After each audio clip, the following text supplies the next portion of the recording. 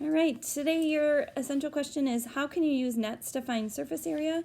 Yesterday you learned that a net is a 2D diagram of a 3D shape. So it's if we took this rectangular prism and unfolded it, this is the net for that prism. We use a net to help us to figure out the surface area of 3D figures so that we can imagine all of the surfaces and calculate the area of those to get the total surface area. So here are some common nets, a square base pyramid and its net, a cube, a rectangular prism, a triangular prism, and a triangular pyramid. When we think about a cube, there are 11 different nets that can be folded into a cube. You're going to get a chance to work with an online tool that shows you some different nets, and you have to imagine, can they be folded into a cube? These are the 11 nets that can be folded into a cube. To find the surface area of a shape, we calculate the total area of all the faces and then add that number together. So when we look at this rectangular prism, you can see that the top is shaded blue, and so here's our equation over here. Because it's a top and a bottom, we find the area of that rectangle, so 8 times 5 gets us to 40, and then it's multiplied by 2 because there's an exact same rectangle on the bottom. Then we add it to what we'll consider the purple ones, the front and the back. So this front is a 7 by 5. We know that this edge over here is 5, so also this front edge is 5. So that 7 times 5 gets us to that 35. Again, multiply it by 2 because there's a front and a back with the same dimensions. And then finally, the left and the right side. The left side is totally hidden right now, but we know it would be the same. So this left and right side end up to be 7 by 8.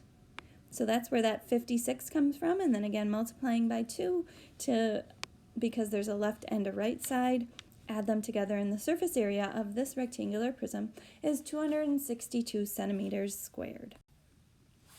Let's look at the shape. So we have a rectangular prism again, and so I'm going to talk you through all of the different faces that we need to calculate to figure out this surface area.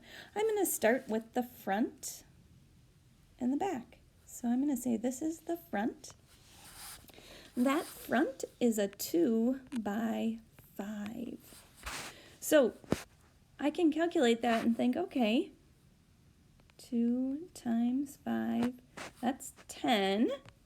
And then because it's the front and the back, I have to multiply it by 2 to account for both the front and back here is the same rectangle. So those two, the front and the back, is 20 meters squared. Then I'm going to move on to the left and the right. So here is my left side and my right side. And these are 3 by 2 rectangles. So again, I'm going to do, I know that 3 times 2, that's going to give me 6. But there's 2 faces that have that dimension. So I'm going to multiply by 2 and I get 12 meters squared. Okay. The final I'm going to do are the top and the bottom. So here's my top and my bottom. The top and the bottom are 3 by 5s. So I would do 3 times 5 for one of those faces, which is 15. But since there's a top and a bottom, I'm going to multiply by 2, and I end up with 30 meters squared.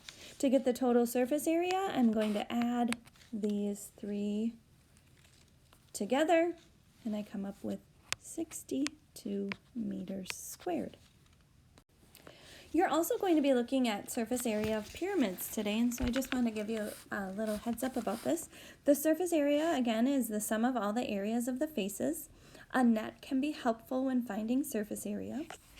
A pyramid is a 3-dimensional figure whose base is a polygon and whose other faces are triangles that meet at a point.